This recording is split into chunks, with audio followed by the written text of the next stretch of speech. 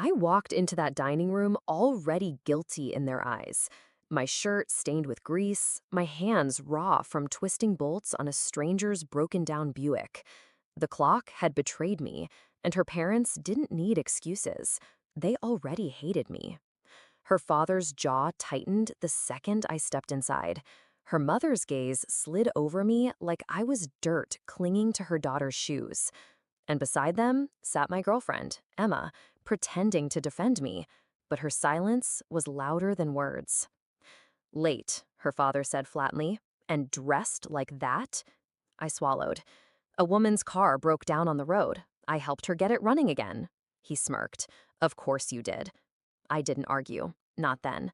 I just took my seat at the table and felt the cold judgment wrap around me like a noose. We met in college. Emma had walked into my life with laughter, books spilling out of her bag, and the kind of smile that made me think I'd finally found someone worth holding on to.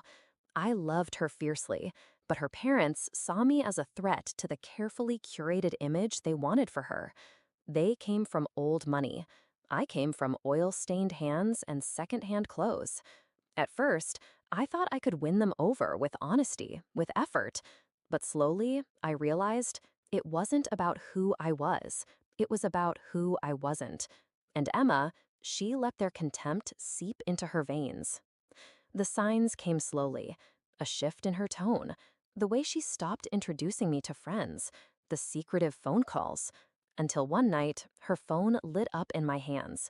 A message from her father. Don't worry, we'll take care of him. Just keep stringing him along until we finalize the engagement with Daniel. Daniel, a family friend, wealthy, approved, perfect. That was the night my love curdled into something sharper.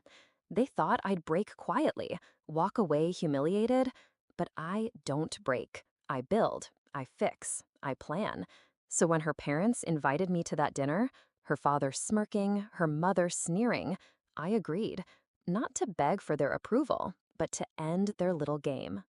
The irony was almost poetic. The woman I had helped on the roadside, her car hissing steam, was no ordinary stranger. She was Margaret Wilkes, the new president of the city's Historic Preservation Society, a woman with influence and a reputation for brutal honesty. She'd insisted on taking my number after I'd patched up her Buick. Not many young men know how to treat a machine with respect anymore, she said, eyes sharp, memorizing me. I didn't know then just how perfectly timed our encounter was. That night, at the dinner table, the air grew heavier with every passing course. Emma's parents whispered barbs disguised as questions. So, still working that garage job? Her mother asked. Yes, I said evenly. The same garage that rebuilt the mayor's collection last spring. Her father scoffed. Luck, nothing more. Emma fidgeted. She wouldn't even meet my eyes. And then, like thunder, the front door opened. Margaret Wilkes stepped in, dressed sharp, commanding the room with nothing but her presence. Sorry to intrude, she said. I just had to meet the young man who saved me this afternoon. Her eyes landed on me. There he is. Emma's parents froze. They knew her. Everyone did. She smiled at me, then turned to them. You didn't tell me your daughter was seeing him? The silence stretched until it snapped. What followed was art. Margaret praised me in ways they could not refute. My skill, my patience, my integrity. She told them she'd already spoken to the preservation board, how she intended to hire me to restore their fleet of vintage cars, a contract worth more than her father's yearly salary. Her mother's fork slipped from her fingers. Her father paled. Emma just stared at me, realization dawning too late. I held my composure, but inside, I savored it, the slow, crushing weight of their pride collapsing on itself. The revenge wasn't loud. It didn't need to be.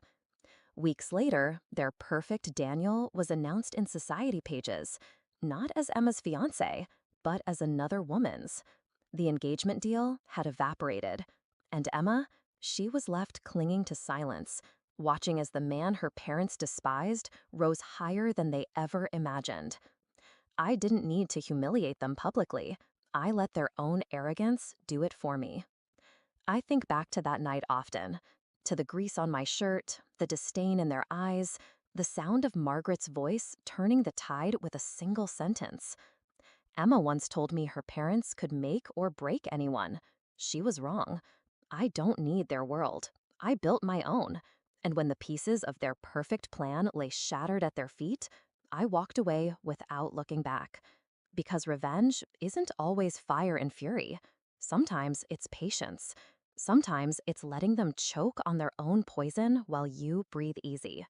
And I've never breathed easier.